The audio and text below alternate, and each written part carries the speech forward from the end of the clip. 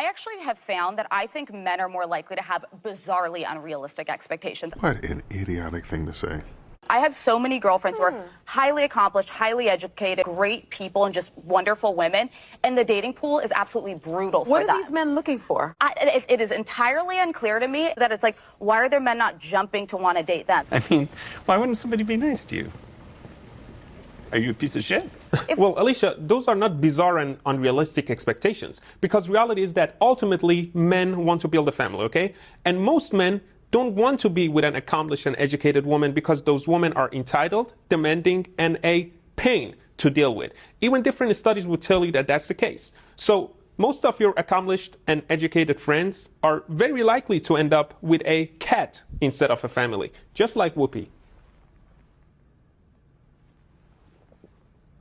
There's no amount of dinners that you will ever buy for me that will get my panties off. So you really need to figure out what it is that you think you have to offer and what it is that you think I value, because it's never going to happen without real investment. And that's not what you do. And I get that that's satisfactory for some others, but it's not enough for me. This is the worst. Check, please. Babe. What? How is buying a hooker just like buying a foot-long sandwich? How is it like the same? I don't know. And what do you know about buying a hooker? Both purchases could have been avoided if my wife would have done her goddamn job. I'm gonna back away. Yeah. You're lucky I don't have a fucking knife on you. Go. Okay, this one might piss off some men. Don't care. Come for me.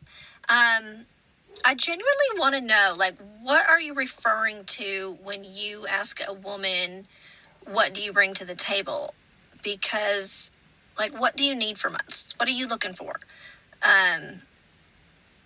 It just seems like such a weak man mentality thing to ask a woman what she brings to the table. I'm not a waitress, okay, first of all.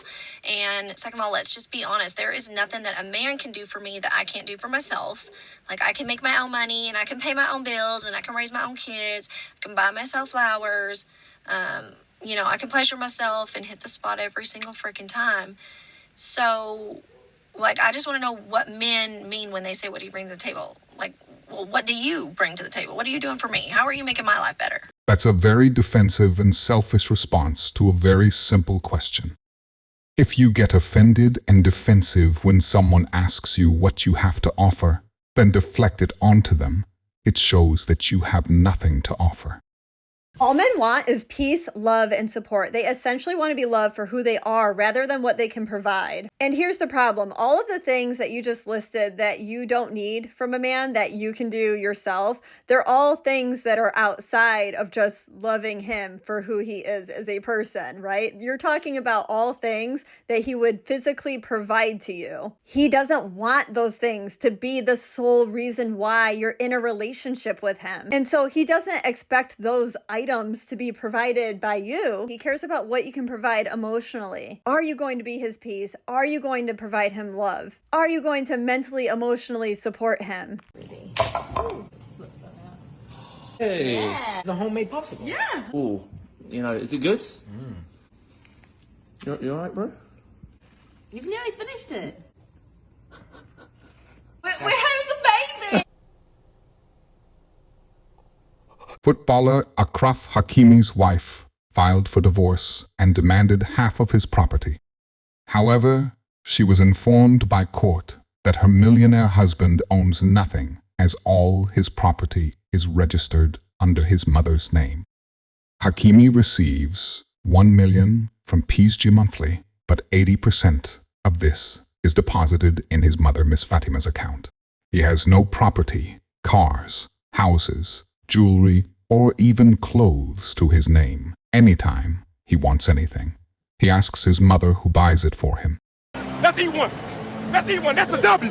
Gentlemen, take notes from this man, as it could save you in the future. It's not the one got money, Amber. It's the one honest. And not too many of them honest nowadays. Oh, yes, you can. Yes, you can. There's some good men out there. But what it is now, it's the women. It ain't the men no more. The women's gone bad. The women's gone bad. It ain't the men's now. It's the women done gone bad. You gonna flip the script on us? Yeah, it's the women done gone. You a woman yourself. I'm a woman myself, but I don't do half the things I see these women do now. They don't care no more. That's when the men don't respect them. That's why. Let me tell you something, Amber. You got to give a man respect to get respect. You know what I'm saying? You got to give your husband respect to get respect. Because as long as you respect him, ain't too much he gonna do wrong. What happened to men pursuing girls? Are we really asking this question? When was the pivotal moment that a man chose to not go after a girl anymore or put in any effort? I don't think there was a pivotal moment.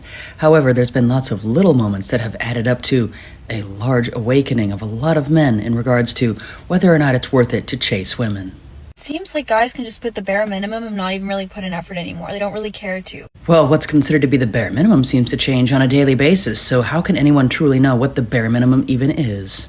They're like, why don't girls just go and make the first move and make the effort? That's an excellent question. Indeed. Why don't they? Did it become a thing? Now it's like role reversal where they expect girls to be making the first moves, yearning for a guy and chasing him. I imagine that happened somewhere around the same time that a lot of women were indicating to men that they want them to leave them alone. So, in a lot of cases, they got exactly what they asked for. That is, I feel like, the downfall of why it's so hard to meet someone, because men don't put in effort anymore and don't care to put in effort. But why should they? When the possible benefits of pursuing a woman are often far outweighed by the risks that they undertake in pursuing those same women. It's honestly just not worth it for a lot of men to pursue women, especially when so many women want to be seen as independent and left alone. Be real with y'all, and y'all not gonna like this, but a lot of y'all dudes are gonna have to settle for girls with high body counts.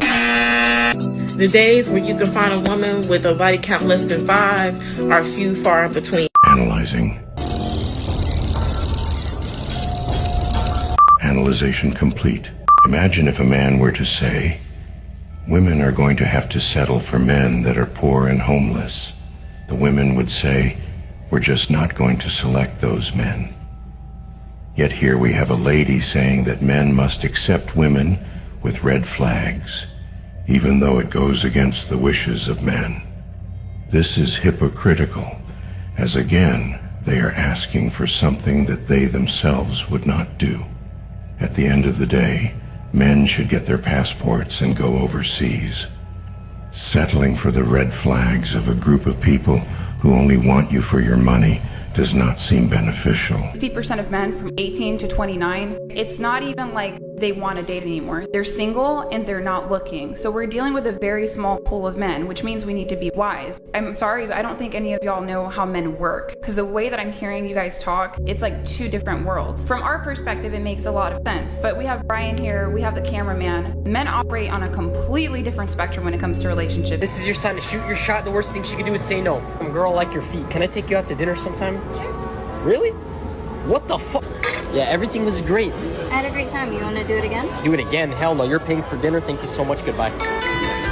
If you enjoyed this video, I promise you'll enjoy this next video. I will see you there.